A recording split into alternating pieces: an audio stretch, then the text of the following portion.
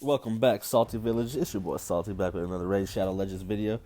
Today we are going to be looking at basically what I need to be doing to be building my team to make it better than what it is. If you guys heard that, that's just my dog running around, so please excuse that. Um, First, I'm going to be going through the champions that I use on a daily basis and what the biggest mistake that I made that I need to increase in any dungeon, especially my raid, my clan boss. So my skull crown, I'm just waiting on. It's the hardest thing for a um, champion is trying to find the right gear. The gear is harder, especially in Spider. Like it's so hard to find the right gear, and you just gotta wait and just hope that you get the right gear over time. But my skull crown, as you can see, my total stats on my skull crown are not that bad, but I needed to be able to get to more of crit damage in it, and I think I might change what I'll have attack percentage. I'm probably gonna make more of an HP percentage type champion. And then my Kale, I need to put more durability, some more HP and more defense on him, and get rid of the crit rate and crit damage part, because I mainly want to move him to just clan boss. That way he just has more durability with the poisons and stuff like that. Executioner, I'm building him. I need more crit damage, of course, and then that'd be good. Let's see. So yeah, see, my amulet needs to have the crit damage, and I haven't found that. But if I find one for a knight build, it's probably gonna go to my skull crown first. Apothecary is a good support character, but his main ability is just to help people increase in speed. So when they increase in speed, it helps out, and he has a decent little heal. But in the later dungeons and stuff, he's not really that big of a factor. I'm going to strip Berserker of everything that he has, because I don't think I'm gonna be using him right now, at least. So he's gonna be stripped down eventually. Outlaw Monk, I need to. I took off the crit rate. If you guys remember my last video, I took off the crit rate and the crit damage and put more towards the HP for his durability. Abyss, I'm gonna be building her for mainly, honestly, anything. So hold up. So honestly, anything except clan boss, because everything else she looks good in. And when it comes to arena and like different types of stuff like that, her abilities are actually not that bad when it comes to attack, and it removes a debuff from this champion and places it on the target. That's not that bad, and that's on her one where there's no cooldown. Decreased defense, that's also very good for just in attack, to be able to decrease it on like any type of ad or boss type champion.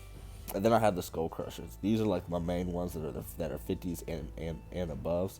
Skull Crusher is basically a good defense counterattack type champion. He puts a counterattack on all your champions, so whenever you get hit, it's just a counterattack. The mistake that I have made is I need to have more durability and more long-lasting battles, and I need to be able to decrease attack and or increase attack or decrease like defense or increase defense. I don't have any champion that does that well. Oh my gosh, my dog is going crazy. But so the HP champion here. Here's who I'm looking at. The three champions that I'm looking at. If you guys are looking and you guys see something else while I'm scrolling through here, and you're like, oh, you should build that instead. Tell me why, and give me a good reason on why I should do that. I'll open this up and you guys can pause it. That way you guys can know what I have.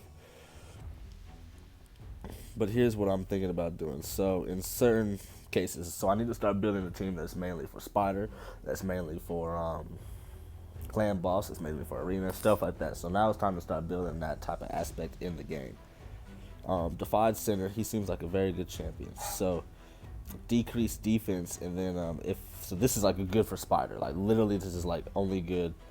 I feel like it's only good in Spider, because the more enemies, the more he does. So his attack, but this works for just him. So his attack increase. It goes off the enemy's max HP, so that's not bad there either. And attacks all enemies, damage increases by 10% for each enemy alive, stacks up to 100%. The reason it's so good in Spider is because there's always so many of them little spiders. So whenever someone does their big AoE attack, he's gonna do a lot more damage because of what type of build he's gonna have. So I'm thinking about him for Spider. Not her. Wasn't I thinking about him? And I think it was Clan Boss. Poison, yeah. The extra poison, and then I think his third one was the one. Yeah, poison. So I was thinking about adding him to my Clan Boss. I need to start building her more. Everyone says some good things about her, but I just haven't found the care to build her. Right now, I need to either invest in him or just let him be. Yeah, because he's in my Clan Boss team at the moment as well. And then here's the other one. Here's my last one that I was thinking about upgrading. And so with a support character, and I like her. She's green and everything's now. Whoever has her has used her well and things. But I've looked at her skill kit and I've thought about where I could use her at. Decrease accuracy. Honestly, that might help if a boss puts a lot of buffs on you, they can miss, and if your resistance is high enough, it balances it out. But I'm not really concerned about that. The reflect damage is also a great attribute to have. It also heals all allies by 20%. It places a 30% reflect damage, so that's not that bad. So then we go into here, attacks all enemies, has a 50% chance of placing a 50% a decreased attack debuff for 2 turns. Has a 100% chance if this attack is critical. So if you build crit, HP, and crit, I think some speed, this would be a perfect little champion. So yes, a speed. See, this would be a perfect champion, and then the damage comes along with it. So the main thing when it comes to mid game and early game that I feel like I should have focused on way more than what I did is you see I 6-starred 2 attack type champions, and then look, a defensive champion that's kind of more, that doesn't really scale off defense. He still scales more off attacks, so it doesn't really matter there. Apothecary, the rare legendary, as people like to call him. He's cool, but he's more for just increasing speed. He's very good, but in certain aspects of the game, you don't want to just have too much healing. That's not going to help you at all. You need to have more debuffs on the champion. Berserker, I should never even brought him up there because I already have some good champions. Then we have Outlaw Monk. He's a very good just investment in general. And then the best champion, I just got her, and Skull Crusher. He's the one that I should invest in. I should have invested in more than Berserker. But Berserker and Executioner were champions that they're just easy to farm, so there's nothing that's even bad against me. But those are the 3 champions that I'm looking into upgrading, and you'll see him, not him. Where's he at? Him. Was it him? Yeah, him, and then definitely her. And then anybody else that I missed or looked over is the main thing. So the main thing is you need to build a solid buffer or debuffer or both, someone that can get you through the next stages of what you need to do.